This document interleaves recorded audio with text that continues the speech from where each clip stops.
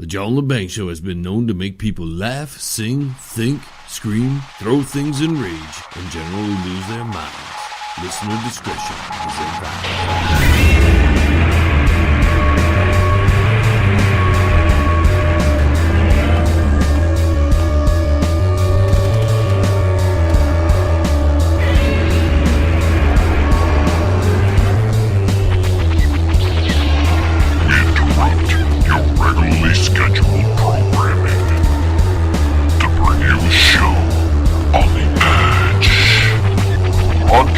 Worldwide and out to the greater universe, you're listening to the John Lebang Show.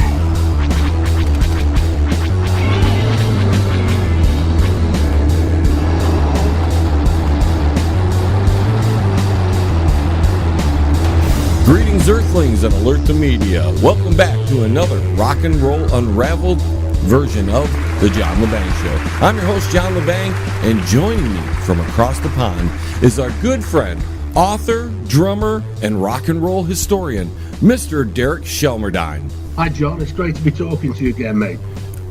I love having you on, my brother, and you've got some incredible stuff about psychedelia this month. Oh, that's right. I thought it'd be. Should we light up a joint or something before we get started? Since we're talking about psychedelia, and maybe drop some acid? Well, never a bad thing. I'm not really experimenting with too much because there are too many demons. Yeah, we don't want the show to go off the rails either. No. I think we're probably it won't stray too far from the music. Although, you know, if you look at why it's called psychedelic and how it all came about, it's really quite interesting. Because the term itself, psychedelic, was coined back in 1956.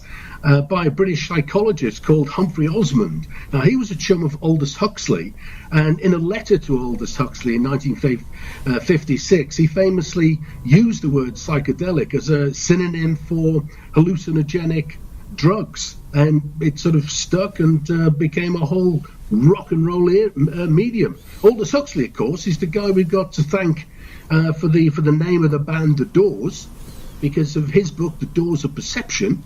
But Aldous Huxley actually nicked that from William Blake, a British poet and artist in the 19th century. He wrote a thing called the Marriage of Heaven and Hell.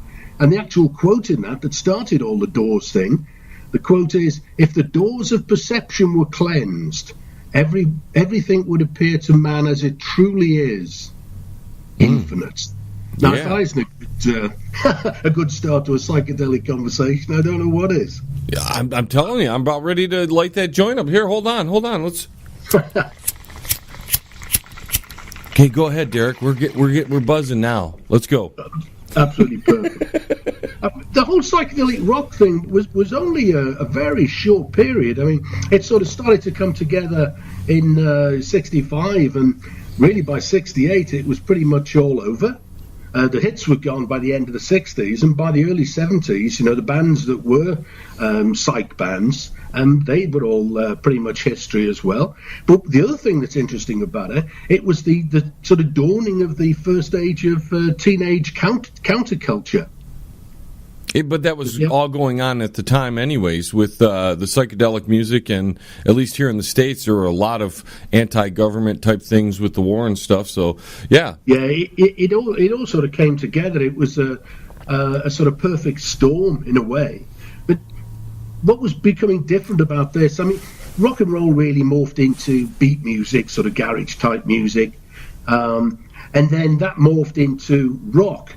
And psychedelic rock was really one of the first sort of side turnings that rock took. I mean, the concerts themselves had light shows, and they played movies in the background, particularly sort of silent movies with people like Charlie Chaplin, Laurel and Hardy. And the music itself looked to replicate the effects of the hallucinogenic experience. And there's an author I came across called Michael Hicks, who reckons there are three elements to psychedelic music. You've got dechronicization, which is to move outside the conventional perceptions of time, as in sort of chronomics. Depersonalization, where you lose the self and sort of gain awareness of undifferentiated unity. Oh, what a great concept that is. And dynamization. And apparently Timothy Leary was quoted as saying, it makes everything seem to bend. Familiar forms dissolve into moving, dancing structures. And I think that gives a good feel for what the whole psychedelic experience is about. But British and American psychedelia were really quite different.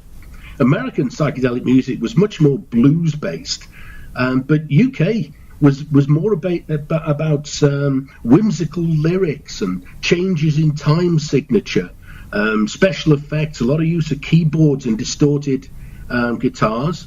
I think one of the big differences is the less focused the American psych is on whimsy. I mean, if you look at people like the Pink Floyd, Syd Barrett, the first album, Piper at the Gates of Dawn, you look at the tracks on that and then, compare it with later Pink Floyd, you see a very, very different concept. Yeah, but they still had that underlying mood. There was always some sort of psychedelic stuff underlying in their albums. Maybe not on particular songs, but they did a lot of crazy stuff on their albums, and I think that's where their roots began, was in that first album when they were doing psychedelia.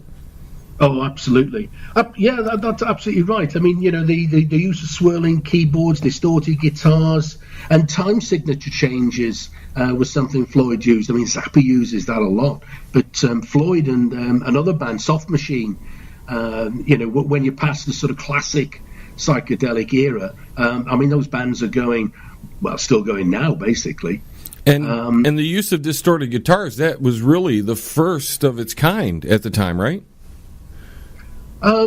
Pretty much. I mean, you did have, famously, the guitarist, can't remember his name now, on the first ever rock and roll single, Rocket 88, Jackie Brenston. He famously used a slightly distorted guitar, but the real heavy-duty distortion came around this sort of period. Well, I mean, Hendrix was very much part of that, and his music's very much Purple Haze, particularly as an early single. Very much thought of as psychedelic. The song "Are You Experienced" with all the backward stuff going on there. I mean, so yeah, I could see how he was one of the almost the forefathers of that in some ways. Oh, very much so. Because I mean, he was one of the very front runners when it came to rock music, because he was sort of discovered by Chas Chandler over in Cafe War in New York, and I think it was around the sort of September, October was when Chas Chandler, the old Animals bass player, because the Animals had folded by then, they were on their final tour, which happened to be in America. Chas Chandler saw him, wanted to get into management, and brought him over to the UK. So I mean, he was really changing the face of guitar playing in mid-66. If you look at LSD itself, I mean, that goes back to 1938. A guy called Albert Hoffman was the first guy to synthesize LSD-25, lysergic acid diethylamide. That's a tough word, isn't it? There are a few words along the way that you really wouldn't want to be trying to pronounce after 2 or 3 pints or a couple of sugar lumps. It's hard enough to pronounce when you're completely sober. Oh, absolutely. Absolutely. I have to pause with 1 or 2 of them. But Ken Kesey was one of the front runners in all this. And in 1959, I mean, he was at college at Stanford, and he was working part-time at the Menlo Veterans Hospital nearby. And the CIA were funding an LSD experiment program at the hospital at that particular time to study the effects of psychoactive drugs. And a lot of that's in the background to his book, One Flew Over the Cuckoo's Nest. Which was a great book and movie. Oh, absolutely. I preferred the movie to the book, because in the book, the American Indian guy, the big fella, he was the narrator for the book, which didn't work quite like that in the film. Yeah, but in the film you also had Jack, and Jack makes any film better. Oh, absolutely. Absolutely. The famous Nurse Ratched. The first reference on record probably comes in 1960 with an LA band called the Gamblers. Now, that Gamblers, the reason I said LA was not to be confused with the Belfast Gamblers that became Them with Van Morrison, and the Newcastle in Northern England's Gamblers, who became Billy Fury's last backing group. Billy Fury was very popular British rock and roll artist in the 50s and early 60s, well, up to the middle 60s. And they released in May 60 a single with Moondog on the A side and LSD 25 on the B side. I mean, they were both instrumentals. The band was driven very much by a guy called Derry Weaver. But if you look at the lineup for the band, I mean, it's got Elliot Ingber on guitar. He was one of the very original Mothers of Invention. He was part of Zappa's Mothers when they turned into Mothers of Invention, left after the first album. Bruce Johnson on piano. Beach Boys. Became the Beach Boys, absolutely. Larry Taylor, the bass player, canned rock. I mean, who would have thought, listening in 1960 to the A-side Moondog, that those three guys would end up in very, very significant bands. I mean, it was actually classed as surf rock, though I don't think the term was in use at that particular time. And that single, their B-side was an instrumental as well. That's right. Which laid into psychedelic music, because psychedelic music, a lot of that was instrumental. That's right. Because it's really about feeling it. It's not really about, not so much about the lyrics in some ways. But a couple of these guys are on tour now. Larry Taylor is on tour with Canned Heat. And what a name, Canned Heat. But they're on tour in America, 28th of November to the 13th of January. And they're doing something called the Rock Legends Cruise out of Miami, 14th to the 18th of February. So if you're into cruises and you happen to be in the Miami area, or you fly in, I mean, that would be an awesome few days, I would think. Definitely. Also, the Beach Boys are on tour. That's right. I mean, Bruce Johnson, along with Mike Loves, licensed the name The Beach Boys from whoever actually owns it. And they're on tour, the Beach Boys, with Bruce Johnson, Canada, USA, St. Martin in the Caribbean, and they're coming over to the UK. And that's going on from the 8th of November through to the 25th of June. Yeah, that's an extensive tour. Oh, absolutely. Yeah, I mean, they've been on the road for quite a while. I mean, this tour doesn't start on the 8th of November. They have been touring for a while. And Brian Wilson, I think, is on tour at the moment. I seem to remember he's doing a Christmas special, if you're a big Beach Boys fan. So there's lots of opportunities to see these guys. But what I like about psychedelia is it's one of these mediums that pulls together two generations. You've got a lot of the references are going to come to people who were beat writers in the 1950s and poets, and they all sort of come together. The sort of whole hippie thing meets beatnik was very much what the psychedelic music was all about. And as early as '64, there was a sort of psychedelic blues stroke country band called the Holy Modal Rounders. I mean, that is a great name. Definitely. To conjure with. I mean, it was a duo that came together in sort of '63 in New York, Peter Stamplins, Steve Weber.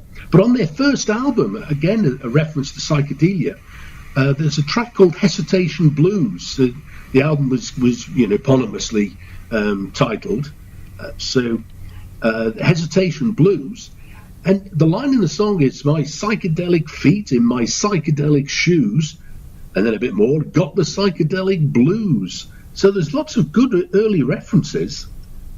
And you're talking that it's kind of the amalgamation of the hippies and the beatniks. So psychedelic music was really the conduit to transform from the beatniks right to the hippies? Absolutely. Once you start to look at some of the things that were happening, Allen Ginsberg pops up all over the place.